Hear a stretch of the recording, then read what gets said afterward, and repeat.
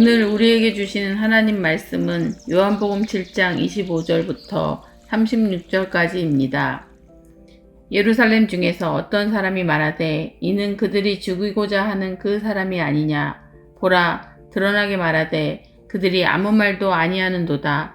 당국자들은 이 사람을 참으로 그리스도인 줄 알았는가. 그러나 우리는 이 사람이 어디서 왔는지 아노라. 그리스도께서 오실 때에는 어디서 오시는지 아는 자가 없으리라 하는지라.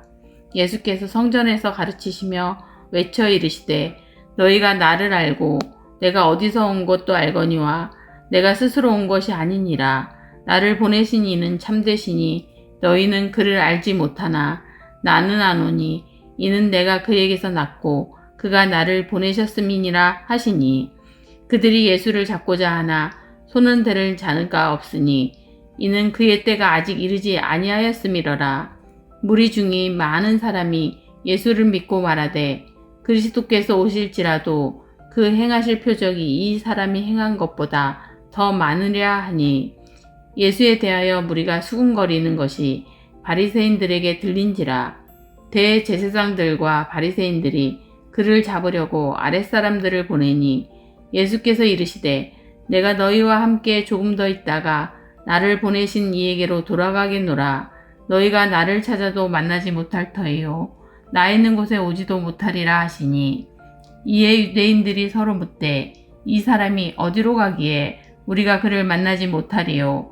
헬라인 중에 흩어져 사는 자들에게로 가서 헬라인을 가르칠 터인가.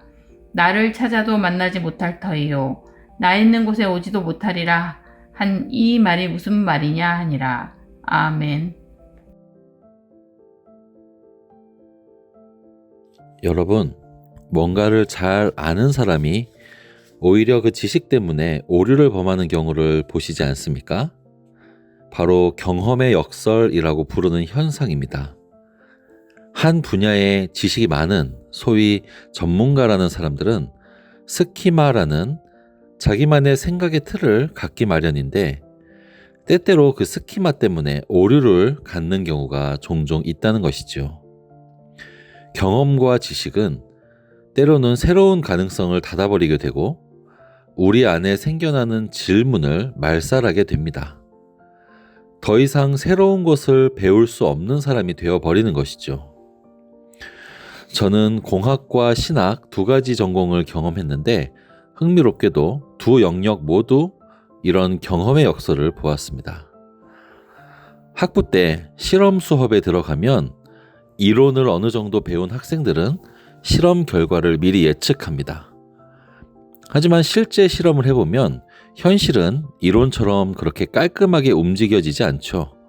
오차가 생기고 생각하지 못한 여러 변수들이 있기 때문에 예상과 다른 결과가 나옵니다.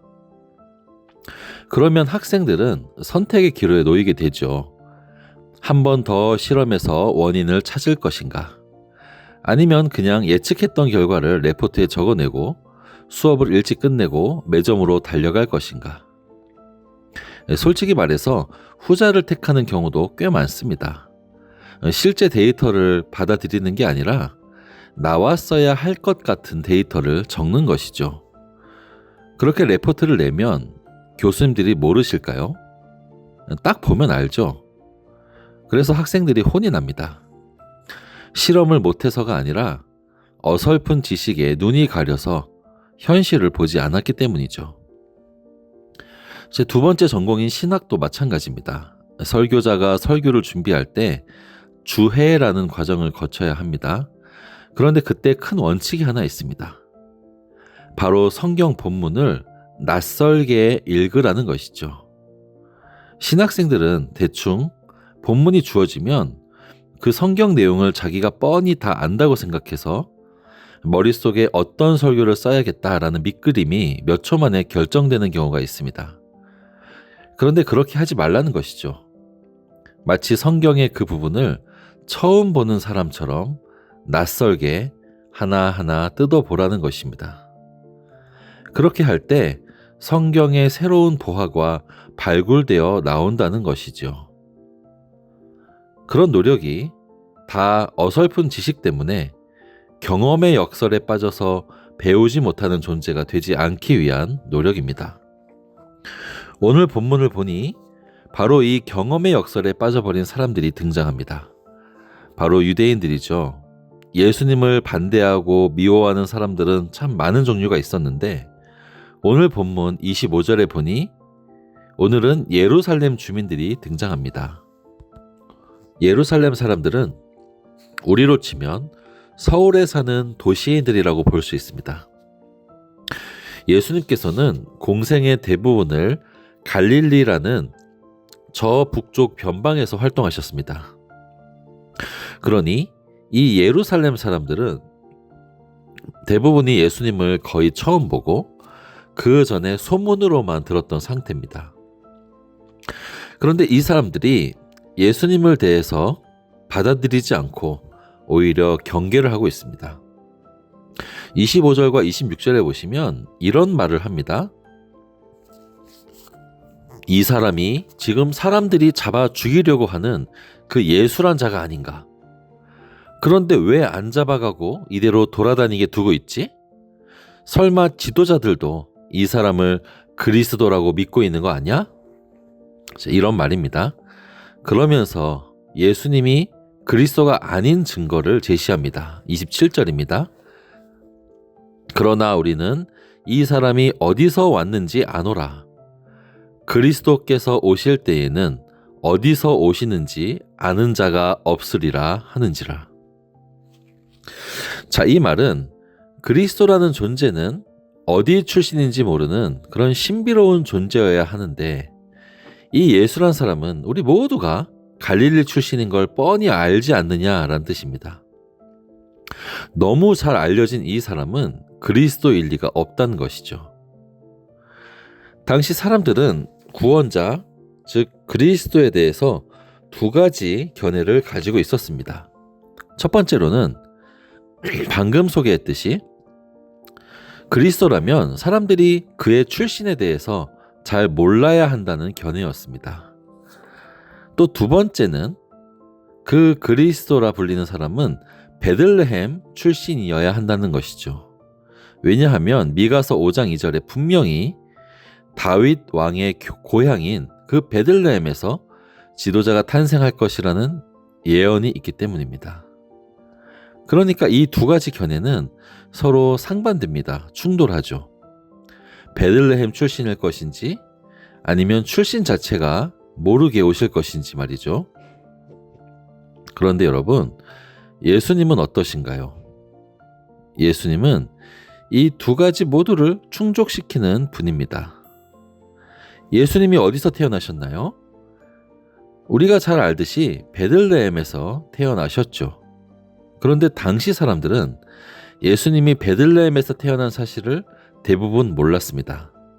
왜냐하면 예수님의 부모 요셉과 마리아는 베들레헴에서 살다가 예수님을 낳은 것이 아니라 호적을 등록하기 위해서 잠시 머물던 중에 그렇게 예수님을 낳았습니다. 그리고 나서 그 후로도 예수님의 가족은 애굽에 잠시 피어 있다가 다시 나사렛으로 돌아갔죠. 그렇게 예수님은 베들레헴에서 태어나긴 하셨어도 대부분 어린 시절을 정반대편에 있는 나사렛에서 보내셨습니다. 그러니까 예수님은 두 가지를 다 충족하는 분인 것입니다. 베들레헴에서 태어나셨고 또 동시에 대중들은 예수님의 출생지를 정확하게 모릅니다. 그런데 사람들은 오히려 메시아 탄생지에 대한 그 두 가지 지식을 어설프게 갖고 있기 때문에 눈앞에 예수 그리스도를 알아보지 못하고 있습니다. 이 사람은 베들레헴이 아니라 나사렛 사람이고 그 사실을 우리가 알고 있기 때문에 이 사람 메시아일 리가 없어. 그렇게 말이죠. 어설픈 지식을 갖고 있던 유대인들은 그 지식에 눈이 가려서 구원에 이르는 참된 영생의 길을 알아보지 못한 것입니다. 그러나 반대로 31절에는 열린 마음으로 예수를 받아들인 사람들이 나옵니다. 31절입니다. 무리 중에 많은 사람이 예수를 믿고 말하되 그리스도께서 오실지라도 그 행하실 표적이 이 사람이 행한 것보다 더 많으랴 하니, 이 말은 이분이 행했던 수많은 표적들을 보면 이분이 그리스도가 아닐 리가 없어 라는 뜻이죠. 사인을 받아들여 생각의 틀을 넓히는 사람들입니다. 여러분, 얼마 전에 우리 교회에 오셨던 강영한 교수님께서 앞으로 올 세대에 중요한 인재의 조건을 제시하신 적이 있습니다. 그 중에 하나가 배울 수 있는 능력, 즉 teachability를 제시하셨습니다. 여러분, 영적인 세계도 마찬가지입니다. 우리가 신앙생활을 어느 정도 하면 교회의 생리에 대해서 빠삭해집니다. 그러면 성경 말씀도 또 설교도 어느 정도 듣다 보면 난 대강 다 안다고 생각합니다. 자, 그러면 그때부터는 그 경험이 우리 눈을 가리기 시작하죠. 뭔가 진심으로 배우고 받아들여서 나를 변화시키지 못하게 되고, 나의 미천한 경험을 살려서 인정받고 남들에게 영향력을 행사하는 자리에만 서려고 하게 됩니다. 내가 실천을 하고 안 하고의 차이일 뿐 내가 모르는 건 더 이상 없다고 생각하게 됩니다. 정말 진심으로 그렇게 생각하십니까? 우리가 다 아는 것이 아닙니다. 작은 지식의 한 조각이 눈을 덮고 있는 티끌처럼 우리를 그 안에서만 움직이게 할 뿐입니다. 사랑하는 성도 여러분, 우리가 하나님 안에서 영적인 새로운 진리를 배우기를 멈춰서는 안 됩니다. 영적인 티처빌리티를 유지해야 하며 영적인 확증 편향에 빠지면 안 됩니다. 자, 그러기 위해서는 우리에게 주어지는 계시, 즉 성경 말씀과 또 공적인 가르침들, 설교들 적극적으로 받아들여야 됩니다. 듣고 이해하고 넘어가서 되는 것이 아니라 정말 내 안에 받아들여야 합니다. 나와 비슷한 생각을 가진 사람들의 무리 속에서만 갇혀 있으면 안 되고, 오히려 나를 불편하게 만들고 나의 익숙함을 거스르는 그 진리에 대해서 열려있는 마음을 가져야 합니다. 그것이 우리를 성장하게 합니다. 어린아이와 같이 영적으로 끊임없이 성장하는 사람들이야말로 하나님 나라에 어울리는 사람인 것입니다. 우리 서문의 성도들은 익숙함을 넘어서 영적인 성장판이 열려있는 성도들이 되시기를 주님의 이름으로 축복합니다.